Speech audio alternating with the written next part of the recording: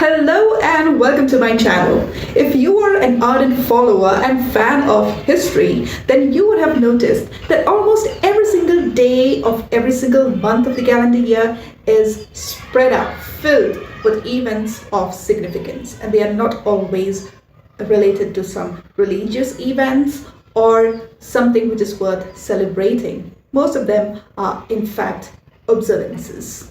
And the same is true even with the case of Indian freedom struggle. When I was researching and working on my book, I made this observation that this is so true for our freedom struggle as well. And that's when I got this idea. What if we had a roundup of events month by month for every month of the year? And that's when I started working on this concept. Based on the book, The Great Tribal Warriors of Bharat, I now bring to you a month by month roundup of all these significant events that is nothing but a culmination of all the contributions made by the tribal warriors of Bharat. But oh yes, since we are talking about freedom struggle, there's going to be bloodshed. So this roundup is going to be nothing but a summary of birthdays and bloodsheds. But let's begin on a harmonious and celebratory note. Let's look at the birthdays starting from 1784. 3rd January 1903, Pramod Pahan was born into a Munda family who lived at Takra Pahan Toli, a village in the Khunti subdivision of the Ranchi district in present-day Jharkhand. And who is Pramod Pahan? Well, we know him commonly as Jaipal Munda, the first captain of the Indian hockey team. Equally important, he was also the first tribal leaders to speak at the Legislative Assembly. 14 January 1920, Putalimaya Devi Tamang was born to Man Bahadur Tamang and his wife. A family of Nepali origin, she was the eldest of 4 daughters. They lived at the Kurshiyan community, which falls in Sikkim. More about how Putalimaya Devi Tamang contributed to the Indian freedom struggle later on this video. Stay tuned. Indians all over the world observe 26 January as Republic Day, but we also have an additional reason for celebration. It is the birth anniversary of Rani Gaidinliu. Born in 1915, she played a very important role along with her cousin Haipo Jaranong in shaping the freedom struggle of the country. She spearheaded it single-handedly all through her life, spending most of it in jail. More about how Rani Gaidinliu fought for her people and the country in larger sense in the upcoming video series. And now it's time for the bloodshed, and we are going back in time to 1784, place Bhagalpur. In January of 1784, Augustus Cleveland had boarded the Atlas Indiaman, a ship bound for England, in the company of Marian Hastings, the wife of Warren Hastings. But he did not survive the journey. In fact, hardly had the ship reached the mouth of the Hooghly River, he died. And so his body was put in a barrel of spirits and brought back to Calcutta, and he was buried at the South Park Street Cemetery, where a huge monument was built in his memory. But what brought about his death? Well, we need to go back a few months further back in time. In the winter of 1783, one morning when Cleveland left his residence to deal with a skirmish in the nearby Santhal areas of Bhagalpur, he was hit by a poisonous arrow. And the arrow came from the bow of none other than Tilka Manjhi, the Santhal chief. Tilka had been against Cleveland's policies. He perceived them as unfair, and he was rightly so in his perception. But Cleveland thought otherwise. He just thought he was dispensing the rightfulness of his government. But that was totally alien to the Santhal concept. Long story short, a fight had ensued, and Tilka emerged a winner in the sense that he shot the collector. But the story does not end with Cleveland's death. The East India Company issued strict orders to capture dead or alive Tilka Manjhi, and they were successful in this only about a year later. In January 1785, they finally succeeded in capturing Tilka through illicit means, and he was brought back to Bhagalpur dragged by 4 horses. It was so bad that his entire body was soaked in blood, and the next day he was hung publicly on a banyan tree. The site is today the residence of the Superintendent of Police of Bhagalpur. Forward to 1831, the Coal Revolt. The uprising actually started in December of 1830, but by January of the next year it had peaked. In fact, unknown to everyone then, it was actually headed towards its finish. It was going to be crushed in the very next month. But in the month of January, it was a terrible time for not just the coal people, but also for the British administration that was trying to put it down. More on this in the upcoming video series.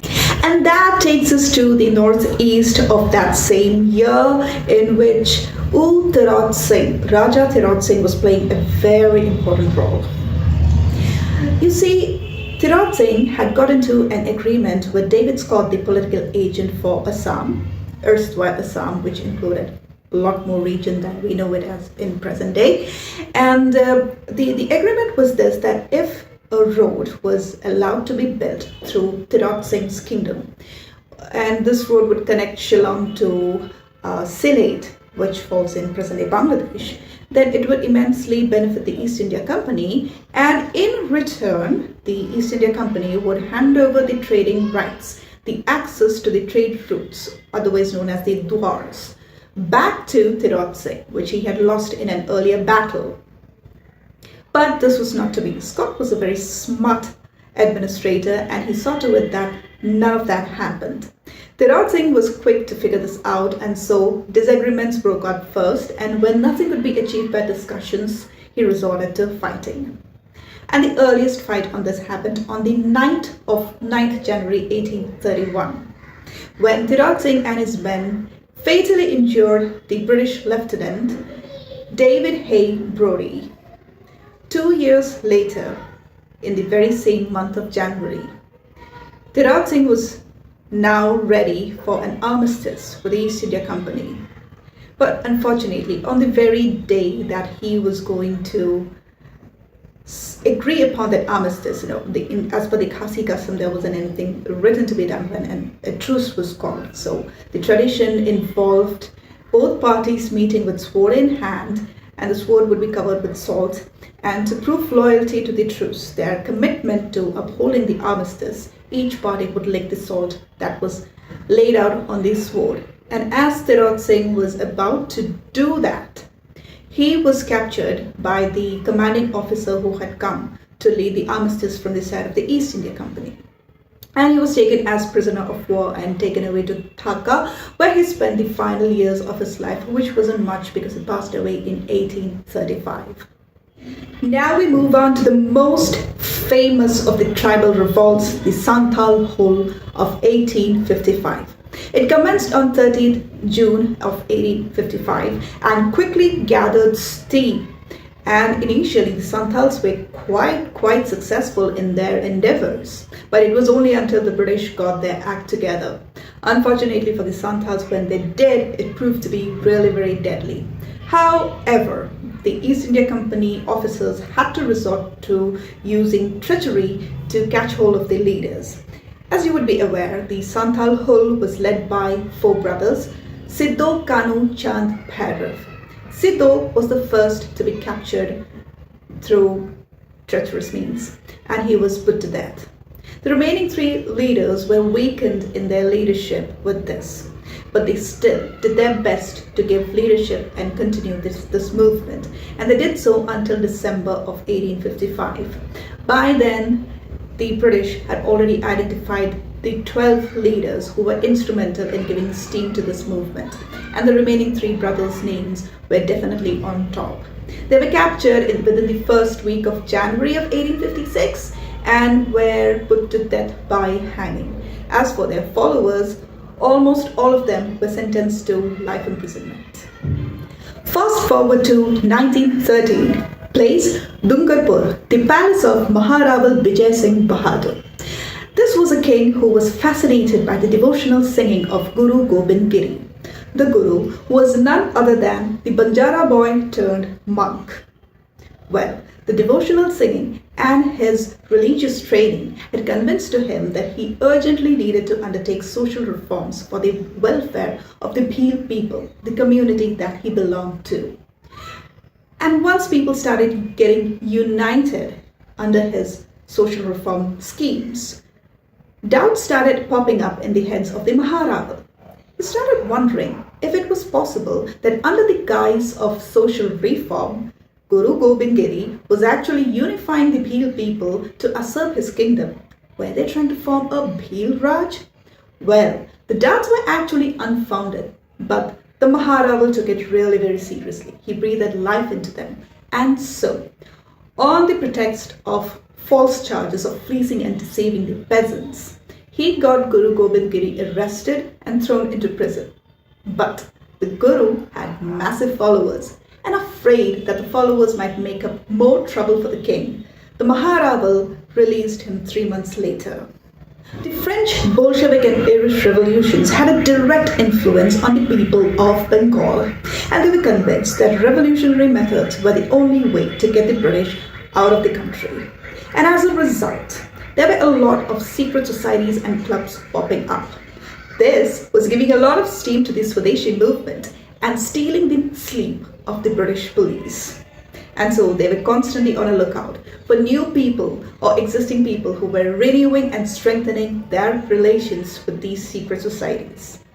One person who was a non-Bengali but took a very keen interest in the activities of these societies and clubs was Alluri Sitaram Raju.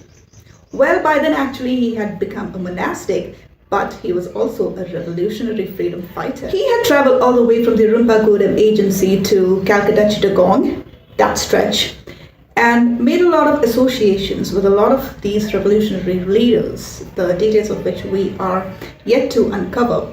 But he did have good interaction with them. He was deeply influenced by them, and he was also convinced that he had to employ similar measures back in his agency if he wanted to get the British out of the way. And he returned with this newfound inspiration back to his agency in the January of 1906. And once he started his movement, he was literally a nightmare for the British police. And as we are all aware, thanks to the movie and also popular literature that's available, the police had to deploy additional units and also special units that were trained in guerrilla warfare, a form they were not traditionally trained to be an expert in. They had to get all of them to get into the pursuit of Alluri Sitaram Raju. And in January of 1924, the Assam Rifles unit of the British police was deployed at the Rumpagodam agency to chase Alluri Sitaram Raju out of his hiding place. And it would be another 6 months before they had any significant results to show, but unfortunately they did. But more on that later. 13 January 1943, convict number 661 at Bhairab jail. Laxman Naik. He had his bail plea rejected. He had been earlier convicted of atrocities against the British police for his participation in the Quit India movement. It was of course very wrongful, and that is why he had appealed. Unfortunately for him, the appeal went against him, and the confirmation had come on the 13th of January 1943, and his execution date was set for March of that same year. On the occasion of Netaji Subhash Chandra Bose's birth anniversary, I had put out this little quiz question as to who was that tribal warrior who helped Netaji escape from India to Afghanistan. And I had given 4 options: Mitra Sen Thapa, Shering Drukpa, Putalimaya Devi Tamang, and Helen Lepcha. And I was very surprised to see that people opted for all the options except Helen Lepcha. Not even a single person had opted for the right answer. Well, yes, the right answer is Helen Lepcha, and I think the reason why people preferred to skip over it is because she sounded like a foreigner. Well, I think Gandhiji also had that same notion, which is why when he invited her to the Sabarmati ashram and interacted with her, he made the suggestion that she should change her name from Helen Lepcha to Savitri Devi. Well, Helen was totally open to this idea and she indeed did that. Ever since she was known as Savitri Devi in her lifetime. But that brought about no change in the firebrand of a freedom fighter that she was. During the non-cooperation movement, when the entire country was literally going up in flames with the burning of the British-made goods, and Section 144 was imposed in every nook and corner of the country, Savitri Devi led a group of Gorkha volunteers in boycotting British goods and setting them to fire in middle of the roads. And she received a lot of warnings from the police, which she ignored, and the police had to resort to lathi charge, and a case was registered against her and she was sent to 3 months of imprisonment at the Darjeeling Sadar jail. And this auspicious event happened on the 30th of January. Back again to Putalimaya Devi Tamang, who was born in 1920. She was actually born into a very traditional family where women were just supposed to limit themselves to household chores. So doing anything outside of that, engaging anything with the society, forget about even the British, was considered unsuitable for the daughter of the house and was certainly not expected. But Putalimaya's heart lay in becoming of service to her country. She saw everyone around her participating full-heartedly, and so she too wanted to be a part of that. So what she would do is, once she was done with all the household work and her father left for his office work, she would gradually slip away and get involved with some small activity or the other, become a secret messenger or hold nightclubs or a night meeting, something of that sort, and keep herself involved with the freedom struggle. But the leaders of that time perceived her to be a little too young for this. So she had to wait until she turned old enough to become an active participant, and that opportunity came for her during the Quit India movement. In 1942, she led a lot of rallies against the British as part of the Quit India call given by the Congress leaders, and she was taken in as a prisoner. She wanted to be actually taken in as a political prisoner, but she was denied that, and so she went on a fast. Like, she was already in prison, but she was again calling for stricter punishment to be given to her. But the British did not fall for that. Anyway, her health was also failing, and so in the January of 1944, she was eventually released. I hope you found this video useful and learned something new. And if you want to know more about any of these freedom fighters, you have 2 options. 1, you can purchase this book, or 2, wait for more of the videos which are going to come out as part of the series. But for that, you have to hit the subscribe button and click on that bell notification so that when the videos come live, you don't miss it. I'll see you soon. Till then, Jai Hind, Vande Mataram.